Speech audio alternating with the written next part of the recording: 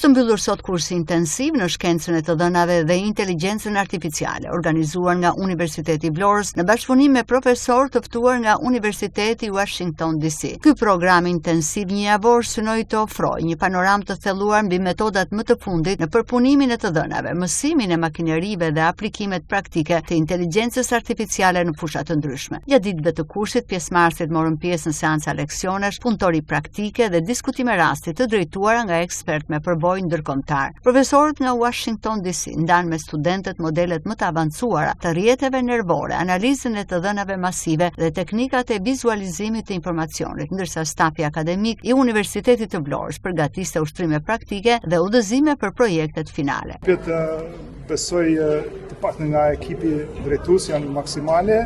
Kemi bërë sondazhe dhe kemi pyetur vazhdimisht studentët dhe mendojmë që studentët dhe pedagogët që kanë marrë pjesë dhe kemi bërë dhe një pyetësor dhe duket sikur të gjithë janë të kënaqur qoftë me çështjet që janë zgjedhur për të trajtuar, qoftë në mënyrën e organizimit që është ndjekur kjo metoda interaktive bashkëpunimit student-pedagog. A do përsëritet më kjo eksperiencë? Keni plane? Po, në fakt kemi qenë diskutime këto 2-3 të fundit për të vazhduar një fazë të dytë. Kemi marrë mendimet e studentëve, çfarë interesesh kanë, kemi diskutuar dhe me drejtues të Universitetit të Vlorës për kohën në cilën mund ta organizojmë dhe pothuajse kemi besim të plot që do të ketë diçka në majin e vitit që vjen.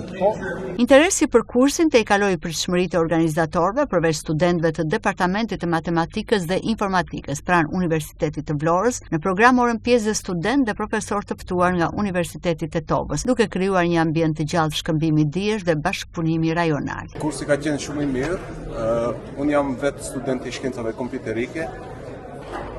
Kur të dedikosh një drejtim të teknologjisë, është me rëndësi që të gjitha degët e atij drejtimi, siç është analiza e të dhënave në këtë rast dhe inteligjenca artificiale, duhet të gjitha të provohen dhe të shohësh se për vete cila prej tyre do të modifikoj karrierën tënde në të ardhmen. Dekani i Fakultetit të Shkencave Teknike, profesori i asociuar Miftar Amosaçaj, vlerësoi nivelin profesional të trajnerëve, duke nënvizuar rëndësinë e bashkëpunimit ndërkombëtar për zhvillimin e kapaciteteve lokale në fushat teknologjike. Me dhënien e certifikatave për të gjithë pjesëmarrësit, ky kurs shënoi një hap të rëndësishëm drejt forcimit të ekosistemit akademik dhe tregut të punës në fushën e shkencës së të dhënave dhe inteligjencës artificiale në rajon.